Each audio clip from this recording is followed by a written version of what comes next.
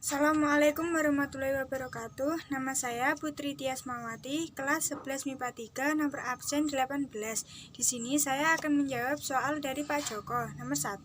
Bagian-bagian organ dalam reproduksi laki-laki beserta fungsi singkatnya. 1. Penis sebagai saluran kencing atau tempat keluarnya urin.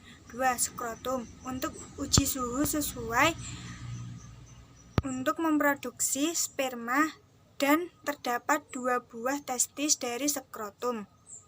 3. Epididymis sebagai tempat penyimpanan sperma sementara. 4. Saluran uretra sebagai keluarnya sperma. 6. Vesikula seminalis mengandung zat basa, alkali, fraktosa, hormon prostaglandin, dan protein pembekuan. 7. Kelenjar prostat menghasilkan cairan yang mengandung asam. 8. Kelenjar Kuoper menghasilkan cairan mempertahankan sperma. 2. Bagian organ dalam reproduksi wanita dan fungsi singkatnya. 1. Vagina saluran untuk mengalirnya darah dalam menstruasi dan keluarnya bayi. Serviks struktur rahim bagian bawah yang menyempit dan dibuka ke arah vagina. 4. Indung telur tempat kumpulan sel yang disebut folikel. 5. Rahim tempat pengembangannya setelah sel telur dibuahi oleh sel sperma. Skema spermatogenesis. Spermatogonium menjadi spermatosit primer dan spermatosit sekunder, kemudian spermatid, dan hasil akhirnya spermatozoa. A. Spermatogonium. Tahap pertama pada spermatogenesis yang dihasilkan oleh testis. B. Spermatosit primer. Hasil mitosis dari spermatogonium dalam tahap 4. C. Spermatosit sekunder. Hasil mitosis 1 dan 3 spermatosit primer. D. Spermatid. Hasil meiosis 2 dari spermatosit sekunder. E. Sperma. Perubahan bentuk dari spermatid yang berubah menjadi sperma. 4.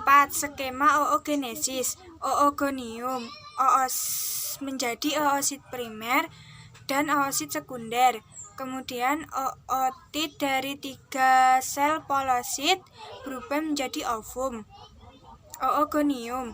Tahap pertama pada spermatogenesis yang dihasilkan oleh ovarium. B. Oosit primer. Hasil mitosis dari oogonium terdiri dari 46 kromosom bersifat 2N. C. Oosit sekunder. Hasil meiosis 1 dari oosit primer terdiri dari 23 kromosom. D. Ootit dan 3 sel polosit. Hasil meiosis 2 dari oosit sekunder terdiri dari 23 kromosom. E. Ovum. Perubahan bentuk dari ootit terdiri dari 23 kromosom bersifat N. 5. Tahap-tahap menstruasi dan peranan hormonnya. Dalam menstruasi terdapat 4 fase, yaitu fase menstruasi yang dimulai ketika sel telur yang dikeluarkan ovarium karena tidak dibuahi. 2. Fase folikuler atau praovulasi. 3. Fase ovulasi. Ovarium melepaskan 1 sel telur yang matang. 4. Fase auteal ketika folikel melepaskan telurnya. Peranan hormon adalah mengatur siklus dan berperan dalam perubahan siklus rahim. Progesteron memicu lapisan rahim untuk menebal dan mempersiapkan sebelum kehamilan. 2. Hormon luteinizing atau LH membantu merangsang ovarium untuk menghasilkan estrogen. 3. Hormon perangsang folikel membantu pertumbuhan folikel di ovarium. 6. Gangguan sistem reproduksi wanita. 1. Kanker payudara dipengaruhi oleh faktor genetik, hormon, dan lingkungan. Umumnya diderita oleh wanita berusia 45-64 tahun. 2.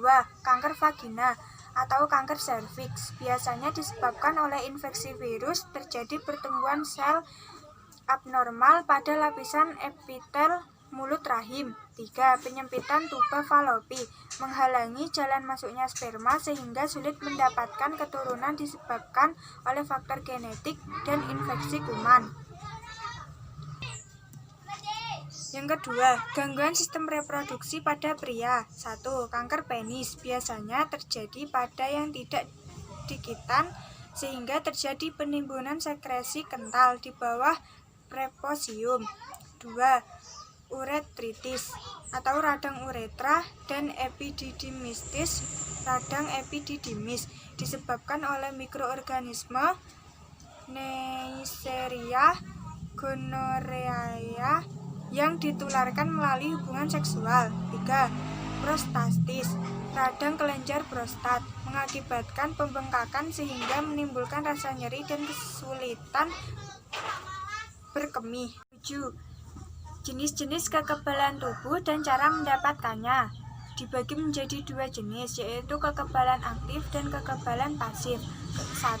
Kekebalan aktif terjadi dalam 2 cara, yakni melalui infeksi dengan penyakit yang disebut kekebalan alami atau melalui vaksinasi yang disebut imunitas yang diinduksi vaksin. 2. Kekebalan pasif. Ini terjadi ketika seseorang diberi antibodi. Hal ini terjadi di dalam rahim atau melalui produk darah yang mengandung antibodi seperti globulin imun. 8. Kelainan sistem kekebalan tubuh. 1. Lupus. Organ yang diserang biasanya adalah ginjal, paru-paru, sel darah, saraf, kulit, dan sendi. Gejala yang muncul umumnya adalah demam, berat badan turun, nyeri, dan sebagainya. 2. Rematik biasanya disebut radang sendi dan kondisi autoimun yang menyerang sendi. Kondisi 3. Diabetes mellitus tipe 1.